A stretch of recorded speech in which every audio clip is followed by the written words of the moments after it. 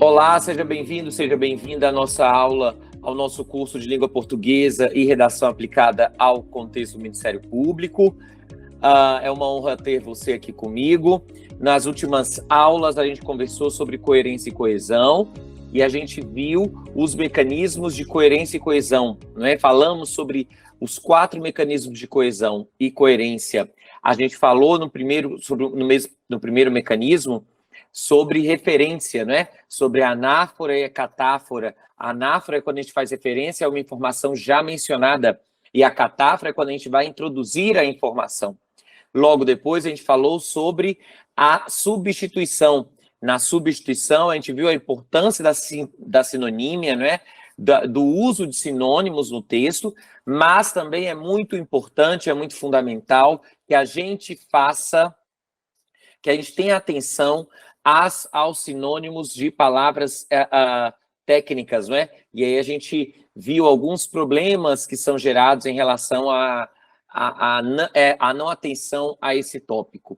Logo depois a gente falou sobre elipse, a gente viu que a elipse é a omissão de um termo, e dentro dessa ideia de elipse, dentro desse contexto de elipse, a gente falou muito sobre o aspecto de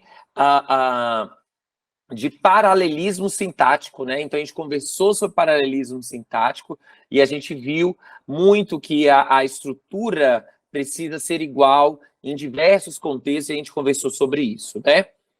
A gente também começou a falar sobre conjunção, que foi o último mecanismo de coerência e coesão. Na conjunção, a gente falou primeiro que há 2 grandes grupos, as conjunções coordenativas e as conjunções subordinativas.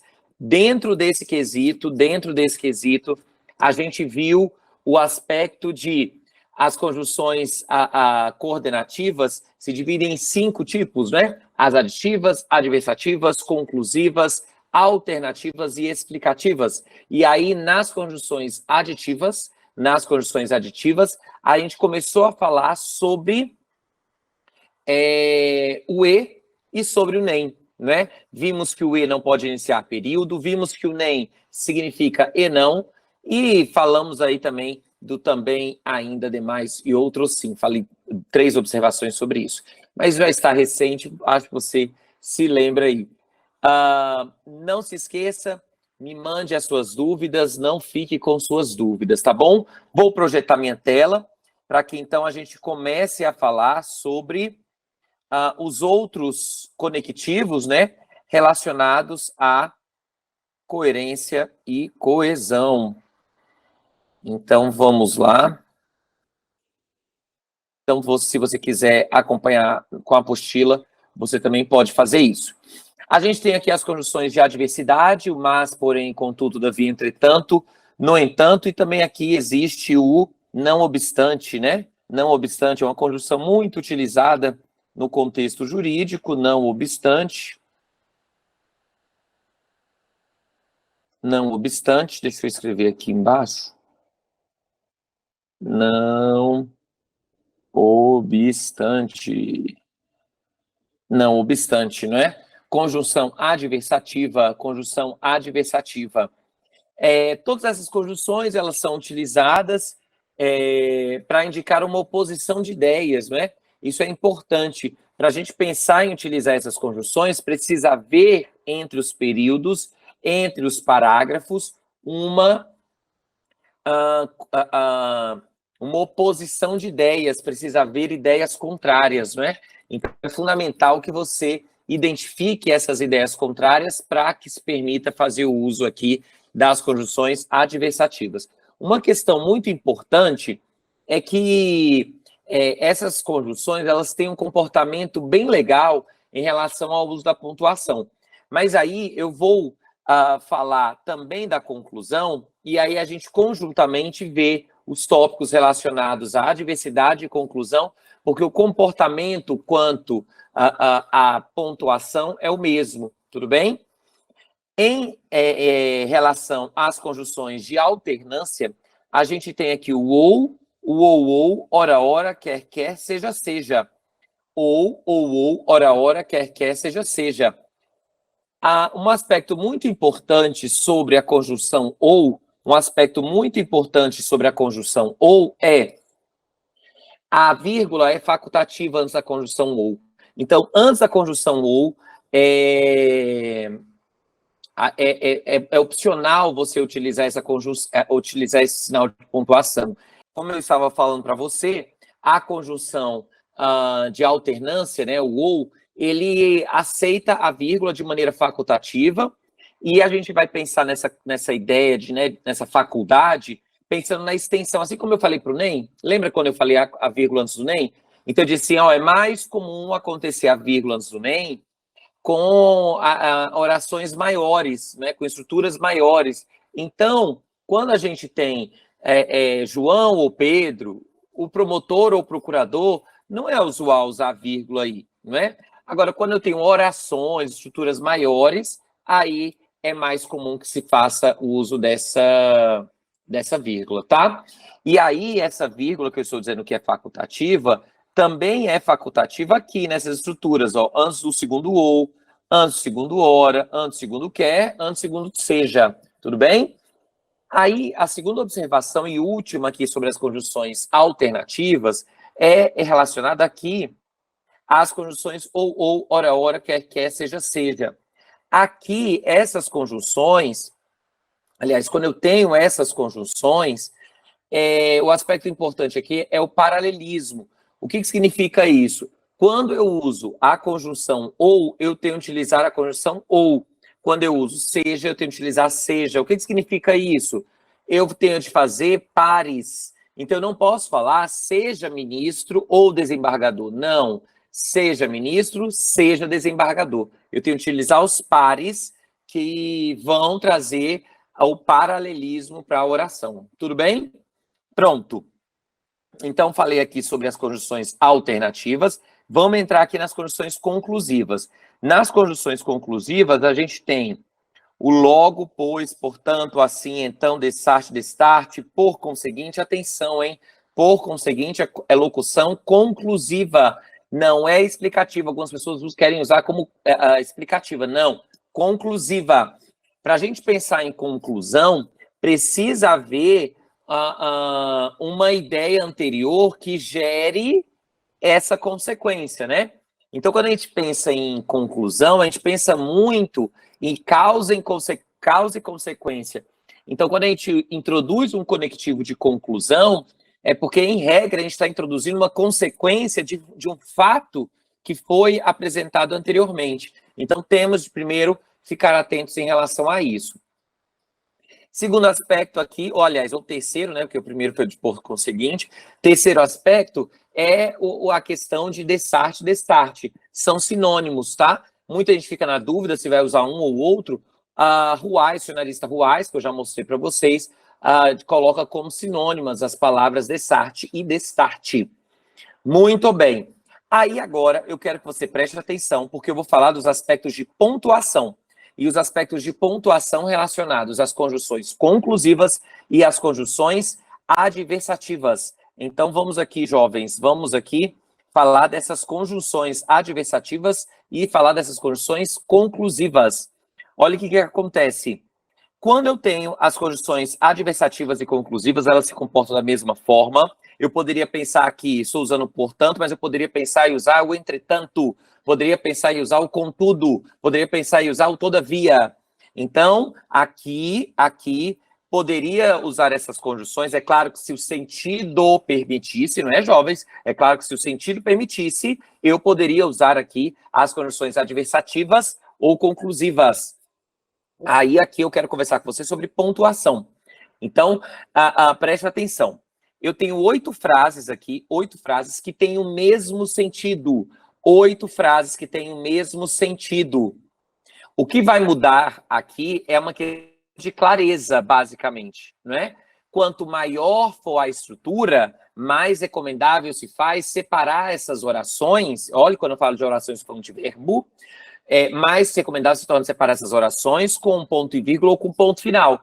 Menor as orações, são orações curtas, é mais usual o uso da vírgula para separar essas orações, né? Então, basicamente, o que você vai considerar aqui para usar um ou outro é o quesito de clareza, tudo bem? Mas vamos lá. Na primeira frase, eu fiz aqui duas orações, eu tenho duas orações, e entre essas orações eu estou usando uma vírgula. Entre essas orações eu estou usando uma vírgula, tudo bem? Entre as orações eu estou usando uma vírgula. Aí, quando eu tenho o verbo, eu tenho dois verbos, eu tenho duas orações, estou usando a vírgula para separar essa oração que vai introduzir a conjunção portanto. Veja que estou introduzindo a conjunção portanto, certo? Tudo bem? Aí na frase 2, eu vou utilizar uma vírgula para separar as orações, e da mesma forma, eu utilizei aqui, ó, tenho duas orações, né? Eu tenho duas orações, usei a vírgula, mas há uma diferença da frase 2 para a frase 1. Qual é a diferença? A conjunção, portanto, não está no mesmo lugar. Tá vendo aqui, ó? Aqui o portanto está no início da oração. Aqui o portanto está o quê? Deslocado. O portanto está deslocado na frase 2. Na frase 1, o portanto está no início da oração. Na frase 2, o portanto está deslocado. Está deslocado. E qual é a consequência de eu ter uma conjunção deslocada, fora do início da oração? É que essa conjunção precisa estar entre vírgulas, precisa ser acompanhada de vírgula de maneira obrigatória. Então, se eu tivesse aqui o portanto também aqui no final, ó, portanto, tivesse um portanto aqui, esta vírgula seria obrigatória, tudo bem? Aí vamos aqui para a frase 3, Na frase 3, veja, eu usei ponto e vírgula para separar as orações. Então, aí você já tem a primeira informação. Quando eu tenho a terceira informação. Quando eu tenho orações que são iniciadas pela conjunção adversativa ou conclusiva, você pode separar essas orações com vírgula, ou também com ponto e vírgula, Então, aqui eu posso separar com ponto e vírgula. E aí, na frase 4, separei também com ponto e vírgula. Qual é a diferença da frase 3 para a frase 4? É que quando essa conjunção, está aí do ladinho do ponto e vírgula, a vírgula aqui é o quê? Facultativa. É mais usual acontecer,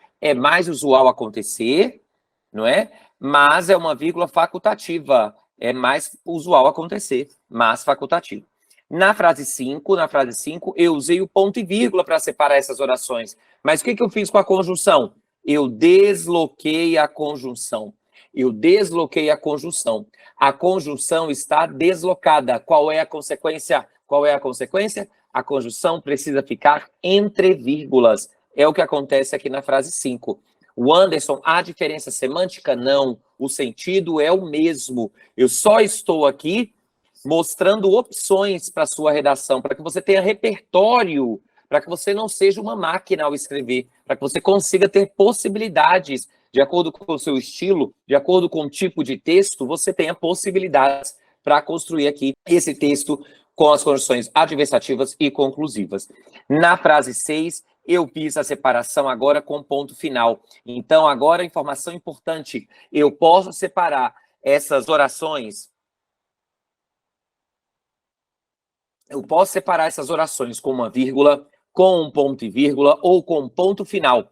Eu posso separar as orações com uma vírgula, com um ponto e vírgula ou com um ponto final. Veja que são três possibilidades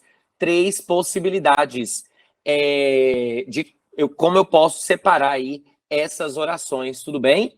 Três possibilidades de como eu posso separar essas orações. Vírgula, ponto e vírgula ou ponto final. Isso significa que no início do seu período, que começa com letra maiúscula, tá lembrado? Então, no início do seu período, você pode colocar uma conjunção adversativa, uma conjunção conclusiva, ou pode colocar também uma conjunção aditiva, como a gente falou na aula anterior. E aí, aqui na frase 7, eu fiz a mesma coisa, coloquei um ponto. Na frase 8 também. Entre a frase 6, 7 e 8, o que muda é, na frase 6 e 7, o uso da vírgula.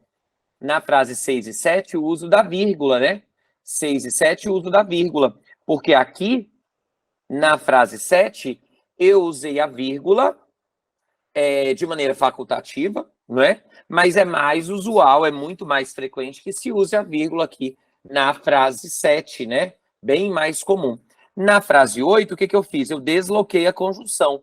E eu desloquei a conjunção,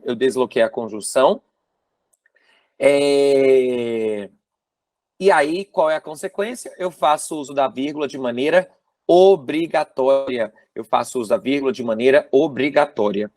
Tudo bem, jovens? Ok?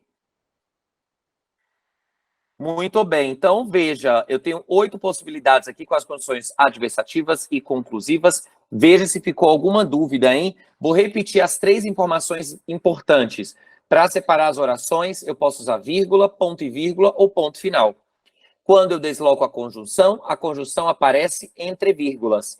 Se a oração é introduzida por ponto e vírgula ou por ponto final, eu posso usar a vírgula junto a essa conjunção, ou não, mas é mais usual que apareça com a vírgula, né? Que são as frases 4 e 7.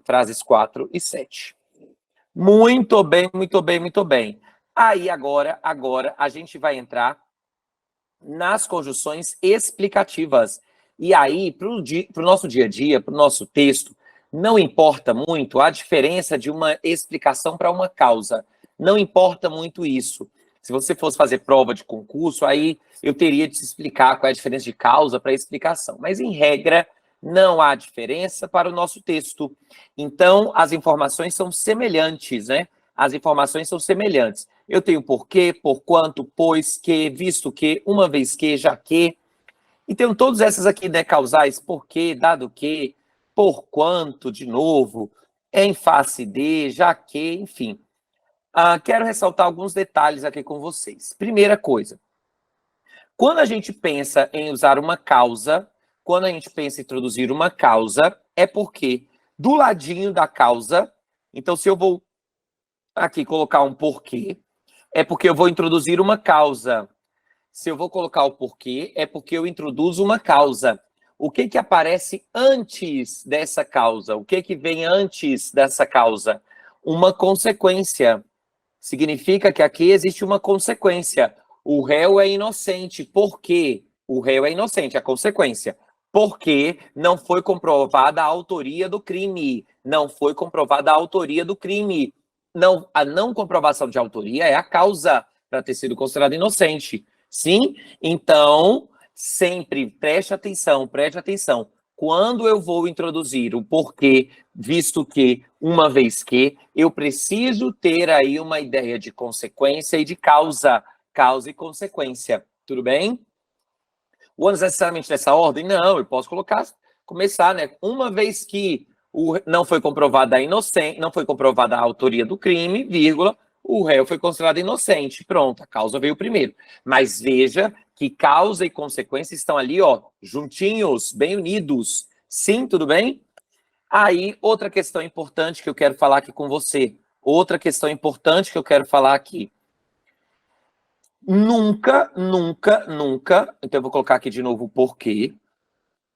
E aqui vai ter a causa, né? E aqui a consequência.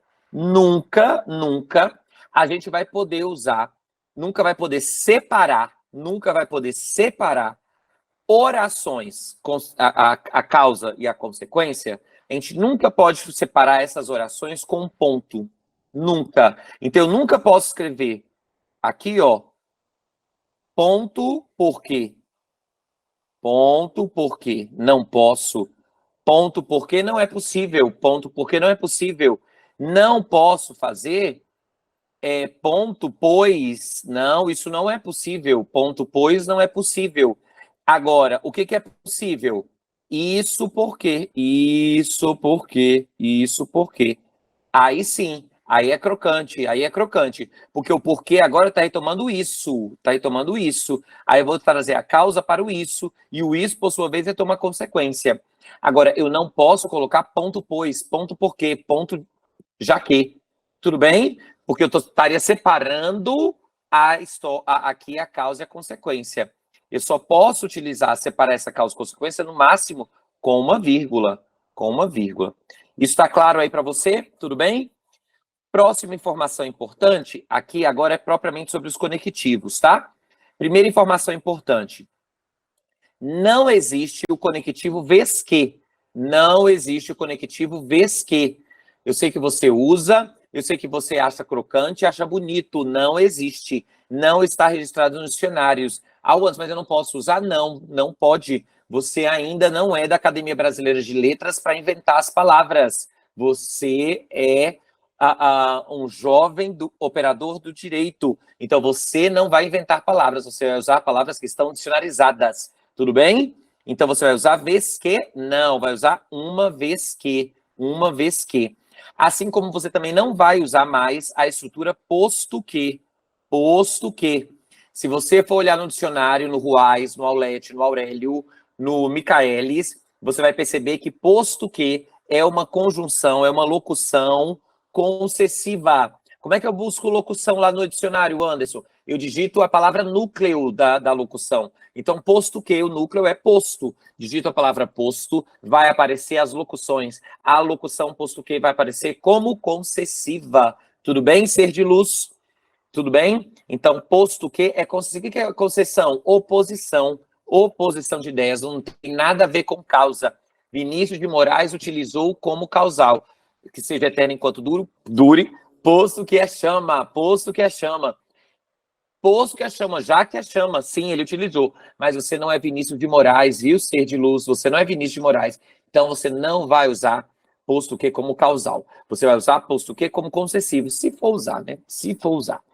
Aí, outra coisa que eu quero conversar com você é o eis que. Eis que.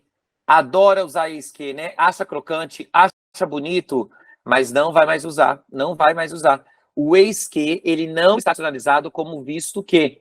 Se você olhar no dicionário, buscar a palavra eis, você vai ver que eis que está registrado como de maneira súbita, de maneira surpreendente. Então, é esse sentido. Ou seja, estava dando aula, eis que recebi uma ligação. Ou seja, de modo surpreendente, recebi uma ligação. Não é porque recebi uma ligação. Tudo bem? Tudo bem? Tudo bem? Muito bem, muito bem, muito bem. O por conseguinte, você já sabe que é diferente de por quanto, né? Por quanto é porque, por conseguinte, você já sabe que é portanto. Muito bem, muito bem. Aí agora quero falar aqui rapidinho do em face de. Em face de, ser de luz. Em face de, em face de. Eu vou aqui até para o dicionário, porque eu sei que você vai ficar chateado com o que eu vou falar. Então, estou aqui no dicionário. Eu vou digitar aqui a palavra face, vou digitar a palavra face. Aqui. Eu estou me lembrando que eu acho que eu já falei isso para alguns alunos aqui do Ministério Público. Eu acho que eu já falei. Mas olha aqui, ó. Face, face, quando a gente vem aqui no dicionário, vem ao dicionário e olha aqui a locução em face de. A locução em face de não está registrada em um sentido muito comum do texto jurídico. Olha aqui, quais são os registros da palavra em face de? Em face de está registrada no sentido de na frente de, na presença de. Ao entrar, viu-se em face de uma grande plateia. Boa. Em face de está no sentido de devido a, em virtude de, que é o sentido causal, sim, é o sentido causal. Então, devido a, em face da situação, mudou de ideia. Em virtude, em razão da situação, mudou de ideia, sim? Agora, qual é o sentido que não tem registro nos dicionários? O sentido de contra. O dicionário não registrou em face de com o sentido de contra. Ah, Anderson, é porque você não entende. Aqui é uma questão jurídica. Eu acho que eu resolvi fazer direito, resolvi há muito tempo, né? Resolvi fazer direito, quando eu comecei a perceber que as pessoas gostavam de usar esse argumento, que não validam nada. É um argumento. Aí fiz faculdade para descobrir que o argumento é total inválido, né? Mas a faculdade de direito que eu fiz. E não adianta, jovens, não adianta em face de, não tem questão jurídica que permita, não há questão aqui de triangulação do Estado, não há nada, não.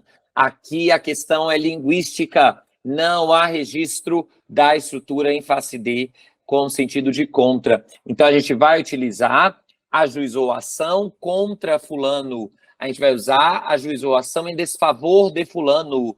Interpôs recurso contra acórdão, contra decisão.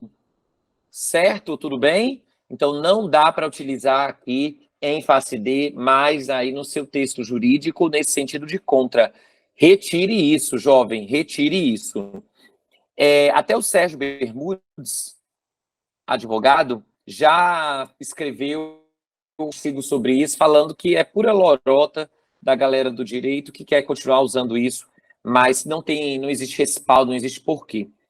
Muito bem, aqui em concessão, a gente tem essas locuções aqui, embora, conquanto, malgrado, né, a despeito de, ainda que, posto que, apesar de, em que pese, né, em que pese, a pronúncia pode ser tanto em que pese quanto em que pese, a pronúncia clássica é em que pese, viu? Essa estrutura pode ser utilizada, o em que pese, né, pode ser utilizado com a preposição a ou não, tá? Em que pese aos argumentos, ó, em que pese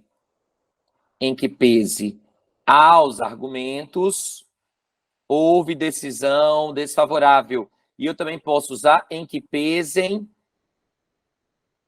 os argumentos. Então, veja, se eu usar com a preposição a, eu não posso pensar em flexão, não, independentemente do termo que está aqui, em que pese aos argumentos. Agora, se houver um termo que vai se flexionar aqui, esse termo fica flexionado se eu não usar o artigo. Não usei o artigo, ó, em que pese aos. Usei o artigo, ó, perdão. Usei a preposição, em que pese aos. Não usei a preposição, em que pesem os argumentos. Aí eu faço a flexão. Certo? Tudo bem? Tudo bem? Muito bem, muito bem. Aqui não tem nenhuma questão. Agora aqui, conformidade, existe uma questãozinha aqui que eu quero ressaltar com você. Em conformidade, eu quero ressaltar com você a locução a teor de.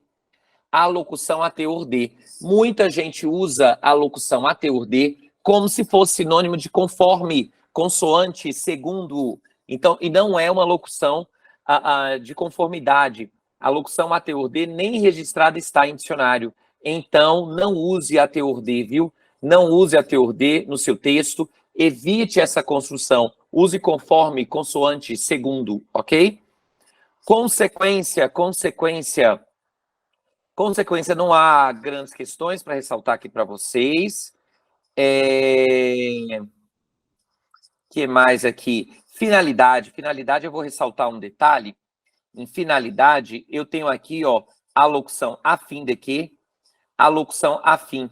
Só um detalhe em finalidade, porque muita gente confunde aqui o afim separado do afim junto. O Anderson, não lembro do que você falou na aula, depois, né, quando você terminar o curso, aí, se você não tiver anotado, lembre sempre, busque no dicionário, coloque a palavra fim e haverá todo o significado lá para você. Então, afim indica finalidade, como está aqui, né?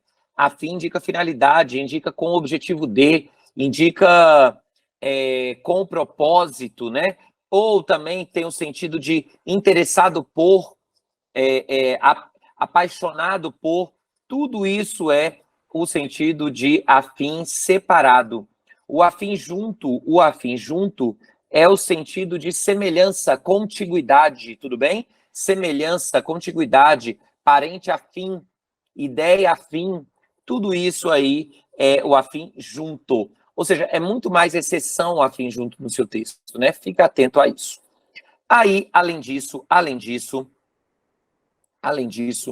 na verdade, ó, como para o nosso vídeo não ficar muito extenso, eu vou parar aqui e aí a gente retorna para falar de proporção, tempo e vários outros aspectos que ainda faltam sobre esses mecanismos de coerência e coesão, tá bom?